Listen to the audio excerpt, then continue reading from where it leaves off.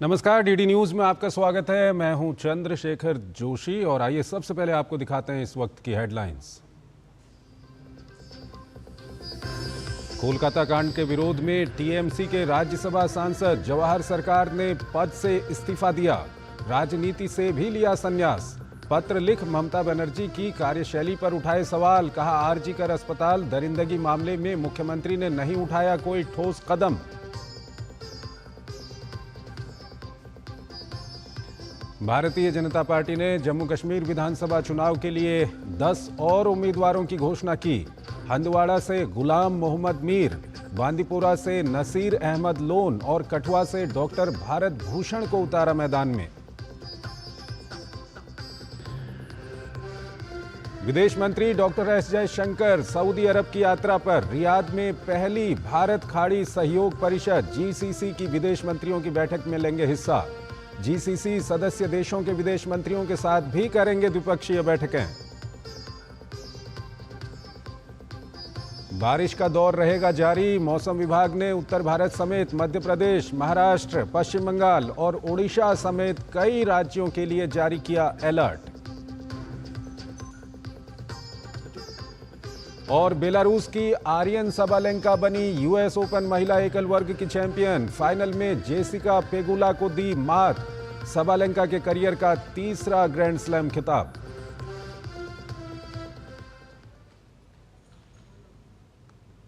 और आइए अब खबरों को विस्तार से देखते हैं। कोलकाता में महिला डॉक्टर के साथ रेप और हत्या के मामले पर पश्चिम बंगाल की मुख्यमंत्री ममता बनर्जी चौतरफा घिरी हुई हैं। ममता सरकार को अब इस मामले पर बड़ा झटका लगा है। टीएमसी के राज्यसभा सांसद जवाहर सरकार ने मामले पर ममता सरकार के रवैये पर सवाल उठाते हुए सांसद पद से इस्तीफा दे दिया है। इसके साथ ही उन्होंने सक्रिय राजनीति से भी संन्यास ले लिया है। अपने पत्र में उन्होंने लिखा, आरजीकर अस्पताल में हुई दरिंदगी को लेकर उन्हें उम्मीद थी कि सरकार कोई तुरंत बड़ा कदम उठाएगी, लेकिन उन्होंने कोई भी ठोस कदम नहीं उठाया। अब जो उन्होंने कदम उठाया भी है तो उससे बहुत देरी हो गई है। उन्होंने कहा है कि अब राज्य में शांति बहाल होनी चाहिए और दोषियों को सख्त सजा मिलनी चाहिए। तो इस वक्त की ये बड़ी खबर है। ममता सरकार को और अब अपने ही घेरने में लगे हुए हैं। टीएमसी के राज्यसभा सांसद जवाहर सरकार ने इस्तीफा दे दिया है और ममता सरकार की कार्यशैली पर सवाल उठाए हैं। टीएमसी के वरिष्ठ सांसद हैं जवाहर सरकार, और जवाहर सरकार की ओर से अब ममता सरकार की कार्यशैली को लेकर सवाल उठाए गए हैं। उन्होंने इस्तीफा भी दे दिया है सांसद पद से और साथ ही साथ उन्होंने सक्रिय राजनीति से भी संन्यास ले लिया है और ममता सरकार पर कई सवाल उठाए हैं। आरजीकर मेडिकल कॉलेज मामले में उन्होंने कहा है कि वहां पर कोई कड़ी कार्रवाई नहीं की गई और जब वक्त रहते कार्रवाई करने का वक्त था तब कोई कार्रवाई वहां पर नहीं की गई और ममता सरकार के लिए एक बड़े झटके के तौर पर इसको देखा जा रहा है। तो ममता सरकार को बड़ा झटका लगा है। टीएमसी के सांसद जवाहर सरकार ने सक्रिय राजनीति से इस्तीफा दे दिया है। वो राज्यसभा के सांसद थे टीएमसी से और सांसद पद से भी उन्होंने इस्तीफा दे दिया है। साथ ही साथ उन्होंने एक पत्र लिखा है और पत्र में साफ साफ लिखा है कि ममता बनर्जी की सरकार ने आरजीकर मेडिकल कॉलेज मामले में जो कदम उठाने चाहिए थे वो कदम नहीं उठाए। उन कदमों को उठाने में काफ़ी देरी हो गई है और ममता सरकार की कार्यशैली पर कई सवाल जवाहर सरकार की ओर से उठाए गए हैं। और इस सब के बीच बीजेपी के शहजाद पूनावाला ने कहा कि अगर जवाहर सरकार इस्तीफा देते हैं तो ये साफ है कि ममता सरकार भ्रष्टाचार में लिप्त है। तृणमूल कांग्रेस के सांसद जवाहर सरकार ने अभी एक खुला पत्र लिखा है जिसमें उन्होंने कहा है कि वो इस्तीफा देना चाहते हैं और कहा है कि किस प्रकार से पश्चिम बंगाल की सरकार में लगातार भ्रष्टाचार भी हो रहा है और कैसे आरजीकर मामले में बेटी को न्याय दिलाओ नहीं बल्कि बलात्कारी बचाओ सबूत मिटाओ किया गया और भ्रष्टाचार पर बोलने पर उनके ऊपर किस प्रकार से तानाशाही रवैया अपनाया गया, किस प्रकार से उनकी आवाज दबाई गई। ये बताता है कि टीएमसी का मतलब तृणमूल कांग्रेस नहीं, अब बन चुका है टू मच करप्शन और तानाशाही मानसिकता और कल्चर। चलिए, अगर जवाहर सरकार इस पत्र को इम्प्लीमेंट करते हुए अपना इस्तीफा देते हैं तो जो भी बातें हम लोग लगातार कह रहे थे वो वैलिडेट ही होती है। और सवाल ये बनता है कि जवाहर सरकार नहीं, ममता बनर्जी कब इस्तीफा देंगी। प्रसन्नजीत बख्शी हमारे साथ जुड़ रहे हैं कोलकाता से, उनसे हम बातचीत करेंगे। प्रसन्नजीत, जवाहर सरकार ने जो पत्र लिखा है एग्जैक्टली उसमें लिखा क्या है, हमारे दर्शकों को बताइए। देखिए, उन्होंने तो एक बताया कि मैं रिजाइन करने जा रहा हूं।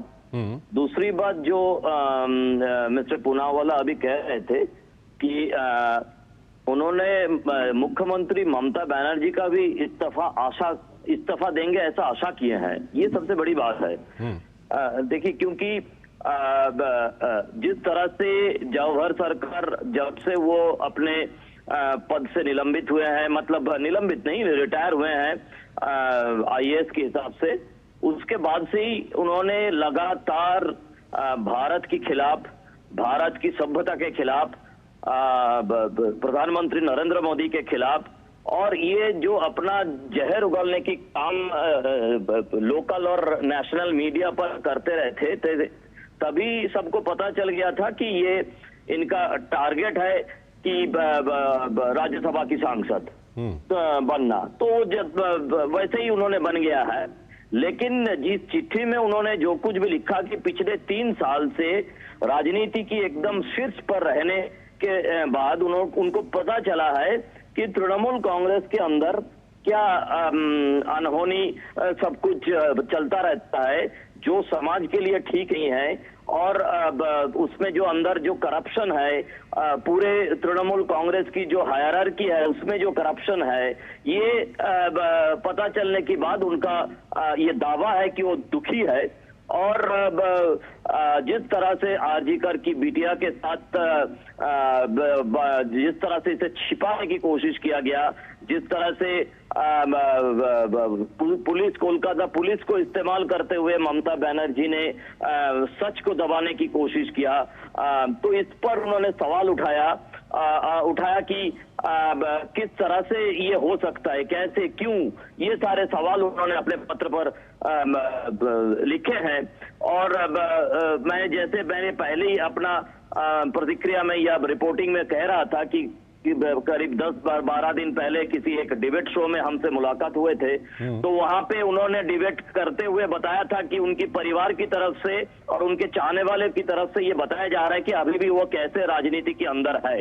मतलब ये आज की बात नहीं है कि अचानक उन्होंने चिट्ठी लिख दिया है। जब से ये आरजीकर का इंसिडेंट हुआ है, तब से जवाहर सरकार जैसे लोग या सुखेंदु शेखर रॉय जैसे लोग या इस तरह के लोग जिनके अंदर अभी भी थोड़ा बहुत इंसानियत बचा हुआ है, वो उनकी समझ में आ गया कि तृणमूल कांग्रेस एक गुंडों की दल बन गया है, गुंडों ने यहाँ पे नेतृत्व में आ गया है। ठीक है, ठीक है प्रसन्नजीत, यहाँ पर अब सवाल ये उठता है कि जवाहर सरकार जैसे जो सीनियर ब्यूरोक्रेट रह चुके हैं और टीएमसी जब अपने विरोधियों पर हमला करती थी तो जवाहर सरकार फ्रंट पर रहते थे, और अब जवाहर सरकार का ममता सरकार की कार्यशैली पर सवाल उठाना और उनका इस्तीफा की जैसी बातें करना, ये टीएमसी के अंदर में अब कितना दबाव पड़ रहा है? हाँ, देखिए, टीएमसी जैसे मैं आखिरी सेंटेंस में बता रहा था कि अभी गुंडों सारे जो एंटी सोशल है वो टीएम का नेता बन गए हैं। मैं बार बार ये कहने की कोशिश कर रहा हूँ कि नेता एंटी सोशल नहीं बने हैं, एंटी सोशल टीएमसी की नेता बने हैं, और ये एकदम चुन ममता बनर्जी ने की है। और मैं बताऊं, अगर जो दिखावा अभी चल रहा है कि ममता बनर्जी एक तरफ और भतीजा अभिषेक बनर्जी दूसरे तरफ, अगर ऐसा है तो तृणमूल के अंदर भी ठीक नहीं है। क्योंकि अब ये चिंता है, जो एंटी सोशल अभी वहाँ नेता बने हुए हैं, इनका चिंता है कि लोग जिस तरह से नाराज है, लोग जिस तरह से आज भी रिक्लेम द नाइट बोल के पूरे रात सारा कोलकाता शहर जैसे जागते रहो टाइप का होता है, वैसे ही जागते रहेंगे अपने बिटिया की न्याय के लिए, और कल सुप्रीम कोर्ट की जो सुनवाई है उसके इंतजार में। अब ऐसी स्थिति में अगर ये सारे एंटी सोशल अपने आप को तृणमूल नेता कहकर वो दबाने की कोशिश करे, लोगों के ऊपर आक्रमण करने की कोशिश करे, जो तृणमूल कांग्रेस की नेत्री ममता बनर्जी ने कही थी, तो ये पूरे बंगाल में एक अराजक का स्थिति पैदा हो जाएगा। तृणमूल काफी खराब स्थिति में है, चंद्रशेखर। बहुत बहुत शुक्रिया आपका प्रसन्नजीत, इन तमाम जानकारियों को हमारे दर्शकों तक पहुंचाने के लिए। और यहाँ पर एक छोटा सा ब्रेक लेते हैं। मुथूट फाइनेंस से गोल्ड लोन लेते हुए कोई डाउट नहीं है, क्योंकि यहाँ है पूरी ट्रांसपेरेंसी, 100% भरोसा और सुरक्षा। तभी तो मुथूट फाइनेंस है भरोसा इंडिया का। तो गोल्ड लोन लेने के लिए कॉल करें 1-800-313-1212।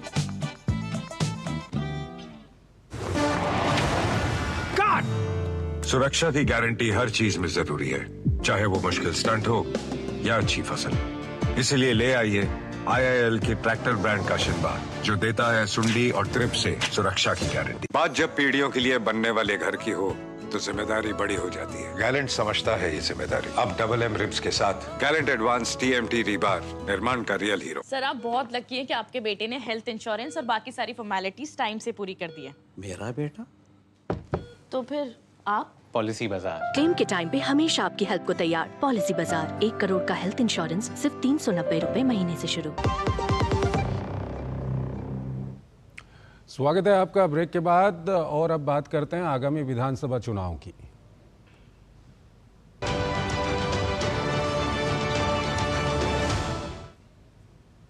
सबसे पहले आपको सीधे जम्मू लिए चलते हैं, जहां पर कश्मीर के रामबन में, जहां इस समय भाजपा के वरिष्ठ नेता राजनाथ सिंह एक चुनावी रैली को संबोधित कर रहे हैं। आपने देखा होगा पहली बार लोकसभा का चुनाव हुआ है, उसमें 58% से अधिक जम्मू कश्मीर के बहनों भाइयों ने मतदान किया है। लद्दाख का जहां तक सवाल है, लद्दाख के इतिहास में आज तक कभी भी 72% मतदान नहीं हुआ है। यदि हुआ है तो पहली बार इस बार के लोकसभा चुनाव में 72% मतदान हुआ है। जम्मू कश्मीर वासियों ने, लद्दाख वासियों ने बिना किसी भय और पक्षपात के इस बार मतदान हुआ है। पहली बार लोगों ने महसूस किया होगा बिना भय और बिना पक्षपात के कैसे चुनाव होते हैं, और इसे पूरे भारत नहीं बल्कि पूरी दुनिया ने देखा है। और मैं मानता हूं कि जम्मू कश्मीर में यह बदलाव का एक बहुत बड़ा संकेत है। और मैं आज आपको यकीन दिलाकर जाना चाहता हूं कि यहां जम्मू कश्मीर के रहने वाले लोग जितने प्रतिभाशाली हैं, इनके अंदर काम करने की, कुछ कर गुजरने की जो योग्यता है, क्षमता है, प्रतिभा है, मेरे बहनों भाइयों, वह अद्भुत है।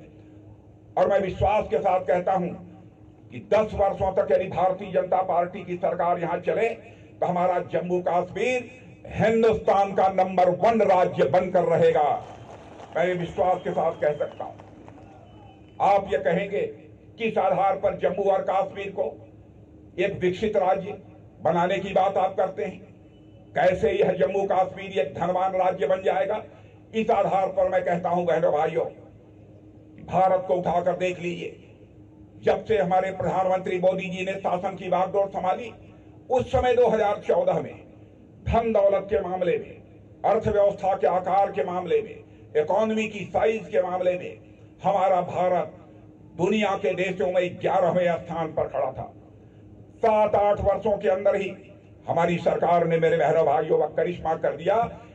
जो अर्थव्यवस्था के आकार के मामले में हमारा भारत दुनिया में 11वें स्थान पर खड़ा था, वह जंप लेकर आज 5वें स्थान पर पहुंच गया है। मेरे बहनों भाई, मैं नहीं कह रहा हूं, दुनिया के बड़े बड़े अर्थशास्त्री, दुनिया की बड़ी बड़ी फाइनेंशियल फर्म्स अब इस बात का दावा कर रही हैं कि भारत जितनी तेजी के साथ आगे बढ़ रहा है, इस सच्चाई को नकारा नहीं जा सकता है कि आज के केवल 2.5-3 वर्षों के बाद, यानी 2027 आते आते हमारा भारत अर्थव्यवस्था के आकार के मामले में, इकोनॉमी की साइज के मामले में दुनिया के देशों में 3रे स्थान पर आकर खड़ा हो जाएगा। एक अमेरिका होगा और एक चाइना होगा, और उसके बाद तीसरा देश सारी दुनिया में कोई होगा तो हमारा और आपका देश यह भारत होगा। मेरे बहनों भाइयों, इस आधार पर मैं कहना चाहता हूं, अवसर दीजिए जम्मू कश्मीर में भारतीय जनता पार्टी को सरकार बनाने का। 10 साल में एक बड़ा परिवर्तन करके हम लोग दिखा देंगे। केंद्र शासित प्रदेश होने के बाद क्या क्या यहां परिवर्तन हुए हैं, उसकी जानकारी आपके सांसद डॉक्टर जितेंद्र सिंह जी ने दी है। आपके प्रत्याशी राकेश ठाकुर ने दिया है। मैं उस बहुत विस्तार में नहीं जाना चाहता। कितनी सड़कें बनी हैं, कितना काम हुआ है, क्या क्या सुविधाएं लोगों को प्राप्त हुई। बराबर एक आतंक का माहौल यहां रहता था कश्मीर घाटी में, यहां तक कि ताजिया का जुलूस भी नहीं निकल पाता था श्रीनगर में, ऐसे हालात हो गए थे। आज किसी मां के लाल में यह हिम्मत है, किसी ने मां के दूध पिया है कि अब श्रीनगर में आकर भी अपने हाथ में पिस्टल और रिवॉल्वर पकड़कर लोगों के ऊपर गोली चलाने की जरूरत कर सके। बहनों भाइयों, सरकार चलाने के लिए, प्रदेश और देश बनाने के लिए जहां कौशल की जरूरत होती है, स्किल की जरूरत होती है, दिल के तड़पन की जरूरत होती है, वहीं पर मजबूत कलेजे वाला भी प्रधानमंत्री और मुख्यमंत्री चाहिए, तभी किसी राज्य और देश का विकास हो सकता है। आजादी के बाद यहां के हालात इस प्रकार थे। बेटियां अपने को महफूज नहीं महसूस करती थी। समाज के कमजोर तबके के लोग यहां पर मतदान नहीं कर सकते थे। क्या गलती थी उनकी? क्या अपराध किया था उन्होंने? लंबे समय तक केंद्र में कांग्रेस की सरकार रहने के बावजूद उनको अपने इस मौलिक अधिकार से वंचित रखा गया। मैं आपको यकीन दिलाना चाहता हूं, अब यहां पर चाहे वह पाकिस्तान से आए हुए हमारे शरणार्थी हों, चाहे हमारे वाल्मीकि समाज के लोग हों, हमारे सफाई कर्मी हों, बहनों भाइयों, हर व्यक्ति को अब वोट डालने का अधिकार होगा। यह भारतीय जनता पार्टी की केंद्र में सरकार है। तो आप ये सीधा प्रसारण देख रहे थे जम्मू कश्मीर के रामबन से, जहां पर भारतीय जनता पार्टी के लिए चुनाव प्रचार कर रहे थे रक्षा मंत्री राजनाथ सिंह। और इस सब के बीच भारतीय जनता पार्टी ने जम्मू कश्मीर विधानसभा चुनाव के लिए अपने उम्मीदवारों की 6ठी लिस्ट जारी की है। इस लिस्ट में कुल 10 उम्मीदवारों के नाम हैं। पार्टी ने कठुआ विधानसभा सीट से डॉक्टर भरत भूषण को चुनावी मैदान में उतारा है। इसके अलावा करनाह से इदरीस करनाही, हंदवाड़ा से गुलाम मोहम्मद मीर, सोनावारी से अब्दुल रशीद खान, बांदीपुरा से नसीर अहमद लोन, गुरेज से फ़कीर मोहम्मद खान को टिकट दिया गया है। वहीं आरएस पठानिया को उधमपुर पूर्व, कठुआ से डॉक्टर भरत भूषण, विश्नाह से राजीव भगत, बाहू से विक्रम रंधावा और मढ़ से सुरेंद्र भगत को चुनावी मैदान में उतारा गया।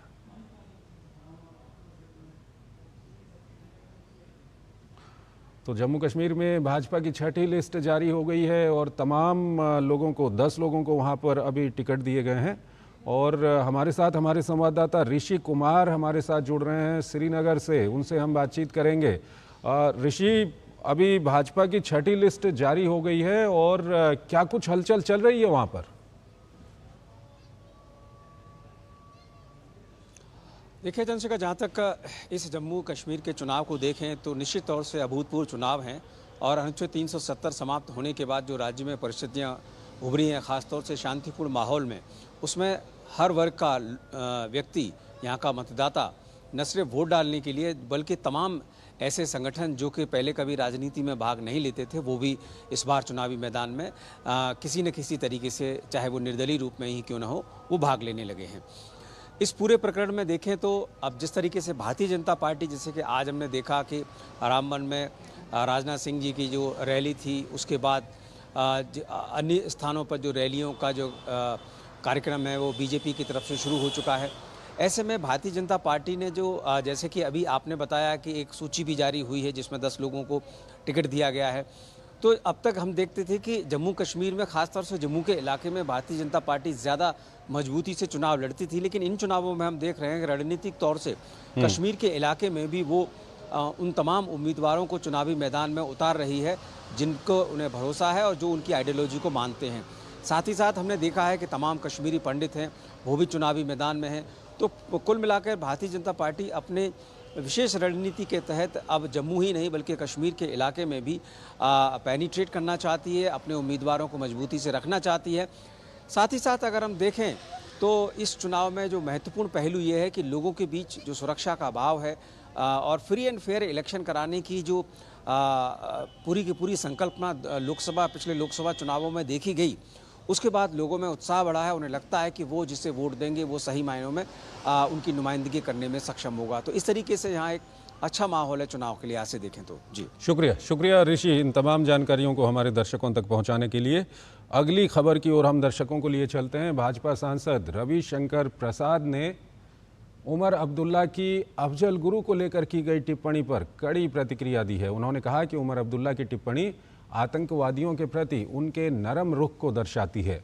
साथ ही उन्होंने कांग्रेस की चुप्पी पर निशाना साधा। दरअसल एनसीपी नेता उमर अब्दुल्ला ने कहा था कि अगर ये उनकी क्षमता में होता तो वो अफजल गुरु की फांसी को रोक देते। अफजल गुरु कौन था? बड़े बड़े आतंकवादी गतिविधियों में शामिल था कि नहीं? निर्दोष लोग मारे गए कि नहीं? षड्यंत्रकर्ता था कि नहीं? मामला ऊपर कोर्ट तक गया, सही पाया गया कि नहीं? रिव्यू हुआ, रात में लोगों ने फांसी रोकने के लिए दरखास्त दिया। मालूम है ना आपको, आज उसको लेकर सियासत हो रही है। तो उमर अब्दुल्ला, फारूक अब्दुल्ला करें, कांग्रेस पार्टी क्यों शांत है? कांग्रेस पार्टी क्यों शांत है? इसमें कितने हमले तो मनमोहन सिंह के राज में हुए थे कि नहीं हुए थे? तो कांग्रेस पार्टी भी शांत हो जाती है? यही है कांग्रेस पार्टी का चाल, चरित्र और चेहरा। मैं एक ही बात कहूंगा, कांग्रेस पार्टी अब कश्मीर बदल गया है। वहीं छत्तीसगढ़ के उप मुख्यमंत्री अरुण साव ने कहा कि उमर अब्दुल्ला का ये बयान अलगाववादी मानसिकता को दर्शाता है। उनका घोषणा पत्र भी इसी ओर इशारा करता है। उमर अब्दुल्ला का ये बयान अलगाववादी मानसिकता को दर्शाता है। उनके घोषणा पत्र भी इसी ओर इंगित करते हैं। और ये दुर्भाग्य की बात है कि उमर अब्दुल्ला इस प्रकार से अलगाववादी मानसिकता की बात कर रहे हैं। एक आतंकवादी के साथ खड़ा होना जिसने संसद पर हमला किया, और आज कांग्रेस पार्टी जिस प्रकार से उसी उमर अब्दुल्ला की पार्टी के साथ गठबंधन करके चुनाव लड़ रही है, कांग्रेस पार्टी को भी ये स्पष्ट करना पड़ेगा क्या वो आतंकवादियों के साथ खड़े हैं। पाकिस्तान की सेना ने सार्वजनिक रूप से पहली बार कबूल किया है कि 1999 के कारगिल युद्ध में उसकी भागीदारी थी। इस युद्ध में पाकिस्तान को करारी हार का सामना करना पड़ा था। पाकिस्तान के सेना प्रमुख जनरल असीम मुनीर ने कारगिल में पाक सेना के जवानों की मौत की बात स्वीकार की। इसे पाकिस्तानी सेना का पिछले 25 साल में पहला कबूलनामा माना जा रहा है। इससे पहले कभी भी ये बात स्वीकार नहीं की गई थी। इसके अलावा 1999 के कारगिल युद्ध के दौरान पाक सेना प्रमुख जनरल रहे परवेज मुशर्रफ ने खुद कई बार पाकिस्तानी सेना की भूमिका को स्वीकार किया था। पाकिस्तान शुरू से दावा करता आया है कि कारगिल युद्ध में कश्मीरी उग्रवादी शामिल थे, जिन्हें वो मुजाहिदीन बताता है। इस कारण वो कारगिल युद्ध में मारे गए अपने सैनिकों के शवों को लेने से भी इनकार कर रहा था, जिसके बाद भारत ने पूरे सैन्य सम्मान के साथ पाकिस्तानी सैनिकों का अंतिम संस्कार किया था। सीबीआई ने जीएसटी रिफंड घोटाले मामले में एक बड़ी कार्रवाई करते हुए 3 लोगों को गिरफ्तार किया है, जिसमें से एक सरकारी अधिकारी जो कि मुंबई के सीजीएसटी एंटी इवेजन अधीक्षक हैं और अन्य 2 लोग निजी व्यक्ति हैं। इसके लिए सीबीआई ने एक ट्रैप बिछाया था, जिसमें 20 लाख रुपए लेने के आरोप में इन्हें गिरफ्तार किया गया है, जो कि अनुचित लाभ पहुंचाने के बदले 60 लाख रुपए रिश्वत की मांग में से दिए जा रहे थे। रिश्वत की 30 लाख रुपए की रकम कथित तौर पर हवाला के जरिए पहले ही पहुंचाई जा चुकी थी। इस कार्रवाई के बाद सीबीआई ने मुंबई के सीजीएसटी के 6 अधिकारियों समेत 8 आरोपियों के खिलाफ शिकायत पर मामला दर्ज किया है। भारत को सेमीकंडक्टर के क्षेत्र में आत्मनिर्भर बनाने के लिए भी केंद्र सरकार प्रयासरत है। इलेक्ट्रॉनिक्स मंत्रालय के सचिव एस कृष्णन ने कहा है कि भारत में इंडिया सेमीकंडक्टर मिशन के अंतर्गत इस साल 5 यूनिट स्थापित करने का लक्ष्य रखा गया है। अगले साल दूसरे भाग में पूर्ण रूप से भारत में निर्मित सेमीकंडक्टर चिप का उत्पादन किया जाएगा। भारत में जो इंडिया सेमीकंडक्टर मिशन है, उसके अंतर्गत अभी तक 5 बड़े यूनिट्स एस्टैब्लिश करने का मौका हुआ है।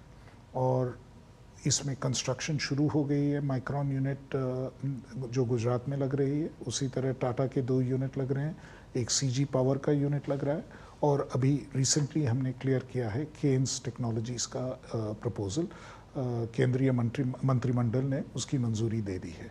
तो इस हिसाब से जो पहली बार जो है इंडिया में सेमीकंडक्टर का जो एक्चुअल उत्पादन भारत में बनने की अभी संभावना हुई है, और अगले साल 2025 में दूसरे भाग में ज़रूर इंडिया में सेमीकंडक्टर चिप्स की फुल स्केल मैन्युफैक्चरिंग होगी। अभी तो पायलट मैन्युफैक्चरिंग तो शुरू हो गई है कमर्शियल बेसिस पे। पहले पायलट मैन्युफैक्चरिंग के हिसाब से सेमीकंडक्टर चिप्स भारत से निकलना शुरू हो गया है, लेकिन फुल स्केल मैन्युफैक्चरिंग अगले साल शुरू हो जाएगी। और आइए अब बात करते हैं पेरिस पैरालंपिक से जुड़ी हुई खबरों की।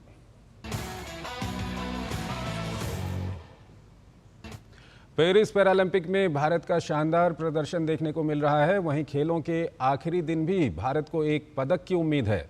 भारत की पूजा ओझा पैरा कैनोइंग के सेमीफाइनल स्पर्धा में हिस्सा लेंगी। पूजा अगर सेमीफाइनल जीतती हैं तो वो आज ही होने वाले फाइनल मैच में स्वर्ण पदक के लिए चुनौती पेश करेंगी। फिलहाल भारत ने पेरिस पैरालंपिक में 7 स्वर्ण पदक सहित कुल 29 पदक अपने नाम किए हैं। और आइए अब बात करते हैं यूएस ओपन की। बेलारूस की आर्यन सबालेंका ने साल के अंतिम ग्रैंड स्लैम के महिला एकल वर्ग का खिताब अपने नाम कर लिया है। फाइनल मुकाबले में सबालेंका ने जेसिका पेगुला को 7-5 से शिकस्त दी। सबालेंका का ये तीसरा ग्रैंड स्लैम खिताब है। इससे पहले इस खिलाड़ी ने 2023 और 2024 में ऑस्ट्रेलियन ओपन का खिताब अपने नाम किया था, जबकि 2023 के विंबलडन और 2023 में ही फ्रेंच ओपन के सेमीफाइनल में पहुंची थी। तो इस बुलेटिन में फिलहाल इतना ही। आप बने रहिए डीडी न्यूज़ के साथ। नमस्कार।